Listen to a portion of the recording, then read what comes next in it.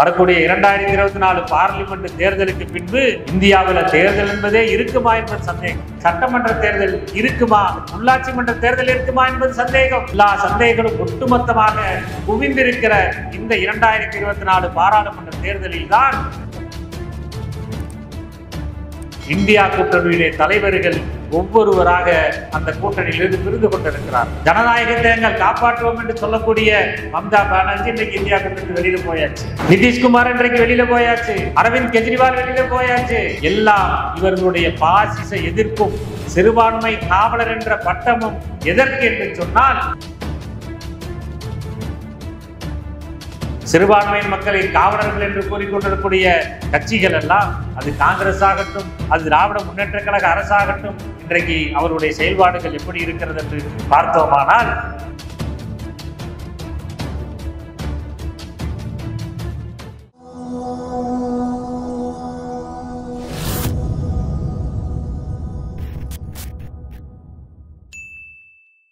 இன்றைக்கு காங்கிரஸ் அரசாலும் சரி, மத்தியில் ஆளக்கூடிய பாசிச சங்க பரிவார ஆட்சியாளர்களாக இருந்தாலும் சரி, அவர்கள் போடக்கூடிய ஆழ்தூக்கி சட்டங்களும் கருப்பு சட்டங்களும் இஸ்லாமியர்களையும் ஏனைய சிறுபான்மை சமூகங்களையும் குறிவைத்தேதான் இந்த நாட்டிலே அமுல்படுத்தி கொண்டிருக்கிறார்கள். அவர்கள் அமுல்படுத்தியதனுடைய விளைவாக அதனை அறுவடையும் செய்து கொண்டிருக்கிறார்கள். நான் ஏன் இதை இங்கே குறிப்பிடுகிறேன் என்று சொன்னால், UAPA சட்டமானாலும் சரி, NIA என்ற விசாரணை அமைப்பானாலும் சரி, யாரால் துவங்கப்பட்டது? இதற்கு முன்பு இருக்கக்கூடிய காங்கிரஸ் அரசால் துவக்கப்பட்டது. இன்றைக்கு பாரதிய ஜனதா அரசினுடைய கட்டுப்பாட்டில் மிக மோசமாக அந்த அமைப்புகள் இன்றைக்கு செயல்பட்டுக் கொண்டிருக்கின்றன. NIA என்னும் விசாரணை அமைப்பு, UAPA என்னும் கருப்பு சட்டம் மற்றும் இன்றைக்கு பாசிசத்தை இந்த நாட்டிலே வேறொன்றை செய்வதற்குண்டான காரணிகளாக மட்டும் இல்லை. இன்றைக்கு நீதிமன்றங்களும் பாசிச வரி பிடித்த நீதிபதிகளை கொண்டு இன்றைக்கு இயங்கிக் கொண்டிருக்கிறது. பல்வேறு காவல்துறை ஏஜென்சிகளும் இன்றைக்கு பாசிச சங்க பரிவார கொள்கைகளை கொண்ட நபர்களால் இன்றைக்கு ஏவப்பட்டு செயல்பட்டு கொண்டிருக்கிறது. அத்தனை நபர்களும் குறிவைக்கப்படுவது யாரை என்றால், எளிய மக்களுக்காக போராடக்கூடிய போராளிகளைத்தான். எளிய மக்கள் இந்த நாட்டிலே கஷ்டப்பட்டு கொண்டிருக்கிறார்கள். எளிய மக்கள் இந்த நாட்டிலே நாட்டினுடைய சட்டங்களால் வதைப்பட்டுக் கொண்டிருக்கிறார்கள். அவர்களுக்காக நீதியை பெற்றுத்தர வேண்டும் என்ற அடிப்படையிலே போராடக்கூடிய அமைப்புகள் தான் இன்றைக்கு இந்த நாட்டினுடைய பாசிச அமைப்புகளால் குறிவைக்கப்படுகிறார்கள். நமக்கெல்லாம் தெரியும், மக்களுக்கான போராட்டங்களை முன்னெடுக்கக்கூடியவர்கள் மீது வழக்குகளை போட்டு சிறையில் தள்ளுகிறார்கள். அவர்கள் வழக்குகளுக்கு அஞ்சவில்லை, சிறைகளுக்கு செல்வதும் அஞ்சவில்லை என்று சொன்னால் அவர்களுடைய உயிரை எடுத்து விடுகிறார்கள். நாம் அதற்கு பல்வேறு உதாரணங்களை நாம் சொல்லலாம். பாசிச சங்க பரிவாரங்களை எதிர்த்து நாட்டிலே எழுதி கொண்டிருந்த எழுத்தாளர்கள், அதே மங்கேஷ்வர் கொண்டு கல்புர்கி வரைக்கும் பல்வேறு எழுத்தாளர்கள் கொண்டு குவிக்கப்பட்டிருக்கிறார்கள். இன்றைக்கு பழங்குடியின மக்களுக்காக போராடிய தேன் சுவாமி அவர்கள் சிறையிலே வயதான அந்த பாதிரியாரை கொலை செய்திருக்கிறார்கள். நாம் அப்படித்தான் கூற வேண்டும். ஆழ்தூக்கி சட்டங்கள் என்பது சிறைவாசத்தையும் தாண்டி உயிர்களை எடுக்கக்கூடிய வதைக்கூடங்களாக, வதை சட்டங்களாக நாட்டிலே ஆளக்கூடிய பாசிச சங்க பரிவார ஆட்சியாளர்களால் இன்றைக்கு நாட்டிலே அமல்படுத்தப்பட்டுக் கொண்டிருக்கிறது.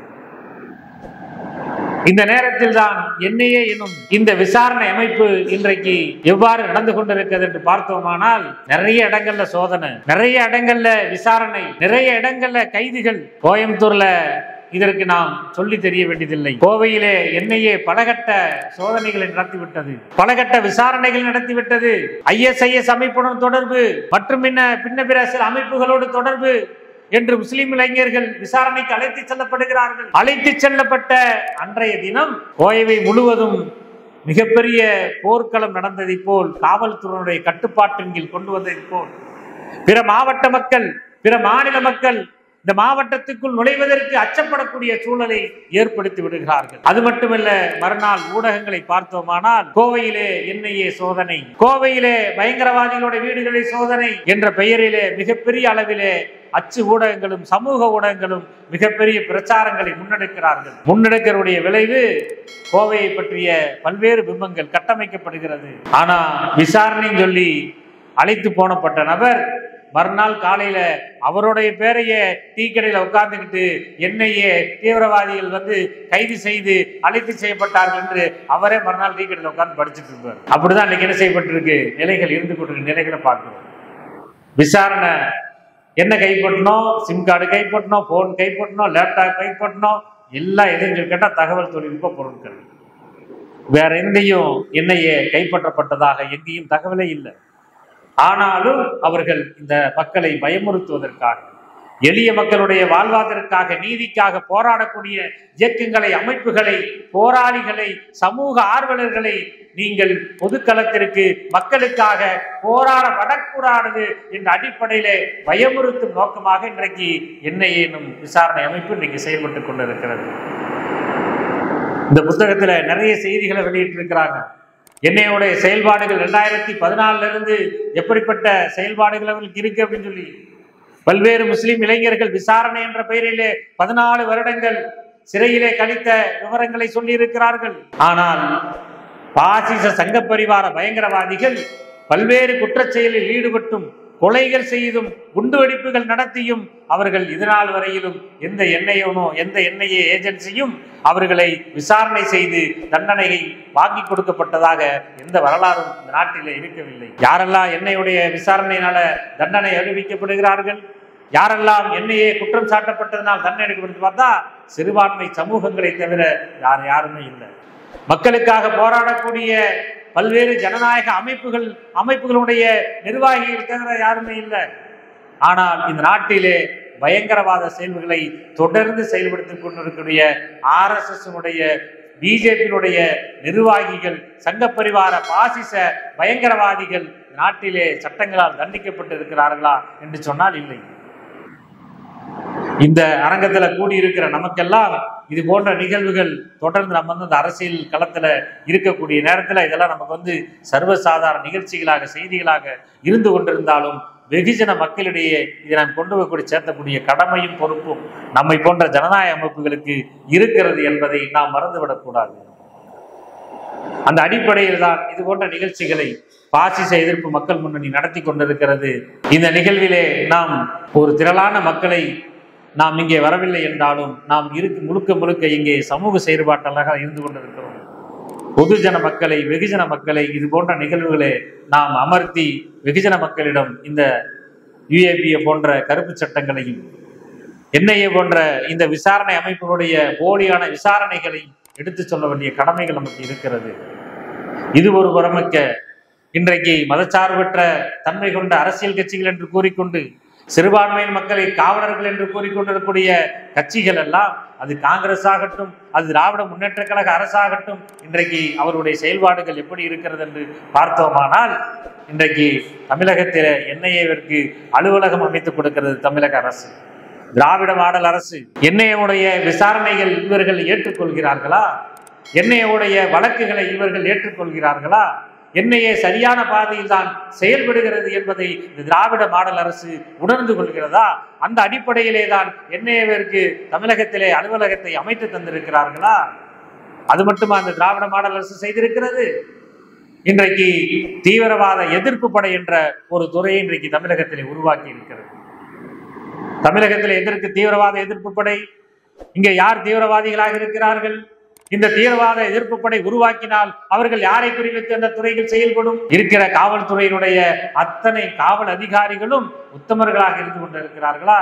எனக்கு முன்பு பேசிய வழக்கறிஞர் மிக தெளிவாக சுட்டி காட்டினார். காவல்துறையிலே எத்தனை கருப்பாடுகள் இருக்கிறது. நிரபராதிகளை பிடித்து பொய் வழக்கு போட்டு சிறையில் அடைத்த எத்தனை காவல்துறை அதிகாரிகள் இந்த நாட்டிலே இருக்கிறார்கள். தமிழக காவல்துறையிலே இருக்கிறார்கள், கோவையினுடைய காவல்துறையில இருக்கிறார்கள் என்பது மிக தெளிவாக எடுத்து இங்கே கூறினார்கள். அப்போ தீவிரவாத எதிர்ப்பு படை தமிழகத்திலே செயல்பட வேண்டுமென்றால் தீவிரவாதிகள் தமிழகத்திலே தேவை. அப்ப தீவிரவாதிகள் எங்க தேடுறது? ஒரிஜினல் தீவிரவாதி இல்லைன்னா போலி தீவிரவாதிகள் உருவாக்குவார்கள். போலி தீவிரவாதிகள் உருவாக்கி யாரை இந்த சமூகத்திலே, புது சமூகத்திலே குற்றவாளிகளாக நியமிப்பார்கள், குற்றவாளிகளாக காண்பிப்பார்கள். சிறுபான்மை சமூகங்களைத்தான் காண்பிப்பார்கள், முஸ்லிம்களைத்தான் காண்பிப்பார்கள். ஆனால் இவர்கள் தான் சிறுபான்மையின பாதுகாப்பு என்று கூறிக்கொண்டிருக்கிறார்கள். இன்றைக்கு காங்கிரஸை எடுத்து சொன்னோமானால் இந்தியா கூட்டணியின் அடிப்படையில தேசிய அளவில் நாங்கள் பாஜகவையும் RSSையும் நாட்டினுடைய ஆட்சி அதிகாரத்திலிருந்து நாங்கள் துரத்தி அடிப்போம் என்று கூறிக்கொண்டு ஒரு இந்தியா கூட்டணி ஆரம்பித்தார்கள். வரக்கூடிய 2024 பார்லிமெண்ட் தேர்தலுக்கு பின்பு இந்தியாவில் தேர்தல் என்பதே இருக்குமா என்பது சந்தேகம், ஜனநாயகம் என்பதே இருக்குமா என்பது சந்தேகம். போராட்ட இயக்கங்களும் அமைப்புகளும் நிர்வாகிகளும் நாட்டிலே சுதந்திரமாக செயல்படுவார்களா என்பது சந்தேகம். நாட்டிலே இனி ஒரு நாட்களில சட்டமன்ற தேர்தல் இருக்குமா, உள்ளாட்சி மன்ற தேர்தல் இருக்குமா என்பது சந்தேகம். எல்லா சந்தேகங்களும் ஒட்டுமொத்தமாக குவிந்திருக்கிற இந்த 2024 பாராளுமன்ற தேர்தலில் தான் இந்தியா கூட்டணியுடைய தலைவர்கள் ஒவ்வொருவராக அந்த கூட்டணியிலிருந்து பிரிந்து கொண்டிருக்கிறார்கள். அவர்கள் வைத்த முழக்கம் என்ன? இந்தியாவிலிருந்து பாஜக ஆட்சியை நாங்கள் அகற்றுவோம், ஜனநாயகத்தை நாங்கள் காப்பாற்றுவோம் என்று சொல்லக்கூடிய மம்தா பானர்ஜி இன்றைக்கு இந்தியா கூட்டணி வெளியில போயாச்சு. நிதிஷ்குமார் இன்றைக்கு வெளியில போயாச்சு. அரவிந்த் கெஜ்ரிவால் வெளியில போயாச்சு. எல்லாம் இவர்களுடைய பாசிச எதிர்ப்பும் சிறுபான்மை காவலர் என்ற பட்டமும் எதற்கு என்று சொன்னால் தங்களை அதிகாரத்திலே தக்க வைத்துக் கொள்வதற்குண்டான ஒரு நாடகமாகத்தான் இன்றைக்கு அரசியல் கட்சிகள் இன்றைக்கு செயல்பட்டுக் கொண்டிருக்கிறார்கள். இந்த தேர்தலில் கூட இவர்களால் ஒன்று சேர முடியவில்லை என்று சொன்னால் இனி எந்த தேர்தலில் இவர்கள் ஒன்றிணைய போகிறார்கள்? இதே காங்கிரசினுடைய தலைவர் கார்கே தானே சுட்டிக்காட்டுகிறார், 2024 பிஜேபியில வெற்றி பெற்று விட்டால் ஜனநாயகம் என்பது நாட்டிலே இல்லாமல் போய்விடும், ஜனநாயகம் என்பது இல்லாமல் போய்விடும் என்று சொல்லக்கூடிய நீங்கள் ஜனநாயகத்தை காப்பதற்கு எடுத்த நடவடிக்கைகள் என்ன? இன்றைக்கு பாபர் மசூதி இடிக்கப்பட்டது. பாபர் மசூதி காங்கிரசுடைய ஆட்சி காலத்தில் இடிக்கப்பட்டது. இடிக்கப்பட்ட பிறகு காங்கிரசுடைய ஆட்சி வாக்குறுதி கொடுத்தது, பாபர் மசூதி நாங்கள் அந்த இடத்திலே கட்டித் தருவோம், குற்றவாளிகள் தண்டிக்கப்படுவார் என்று வாக்குறுதி அளித்தார்கள். காங்கிரஸ் ஆட்சி 10 ஆண்டு காலம் இந்த இந்தியாவிலே இருந்தது. இன்றைக்கு இவர்கள் பாபர் மசூதி பள்ளியை கட்டித்தந்தார்கள். இன்றைக்கு பள்ளிவாசல் இருந்த இடத்திலே ராமர் கோயிலை கட்டுகிறார்கள். ராமர் கோயிலை நீங்கள் எங்கே வேணாலும் கட்டுங்கள். அவர் மதம் சார்ந்த பிரச்சனை, நம்பிக்கை சார்ந்த பிரச்சனை. அவர்களுடைய மதம் அவர்களுக்கு, அவர்களுடைய நம்பிக்கை அவர்களுக்கு. ஆனால் ஒரு மதத்தினுடைய, ஒரு இனத்தினுடைய அடையாள சின்னத்தை இடித்துவிட்டு அங்கே இன்னொரு மத அடையாளத்தை உருவாக்குவது என்பது அநீதி அல்லவா? இதை எந்த அரசியல் கட்சிகள் இதை எதிர்த்து குரல் கொடுத்தார்கள்? இதை எதிர்த்து யார்கள் போராட்டத்தை நடத்தினார்கள்? எதுவும் இல்லை. ஆனாலும் இவர்கள் தான் சிறுபான்மையின மக்களுடைய பாதுகாவலர். இப்படித்தான் இந்த தேசம் போய்கொண்டிருக்கிறது. ஆனாலும் நம்பிக்கை என்ற அந்த ஒற்றை வார்த்தையை கொண்டு மீண்டும் மீண்டும் இதே போன்ற பணிகளை நாம் முன்னெடுத்து இந்த நாட்டினுடைய போலி அரசியல் மதசார்பற்ற தன்மையை தோலுரித்து காட்டி இன்றைக்கு இருக்கக்கூடிய ஊப்பா என்ஐஏ போன்ற பாசிச நோக்கு கொண்ட அத்தனை அமைப்புகளையும் கலைத்திட வேண்டும் என்று நாம் தொடர்ந்து மக்கள் மத்தியிலே பிரச்சாரத்தை முன்னெடுக்க வேண்டும் என்று கூறி எனது இந்த உரையை நிறைவு செய்கின்றேன்.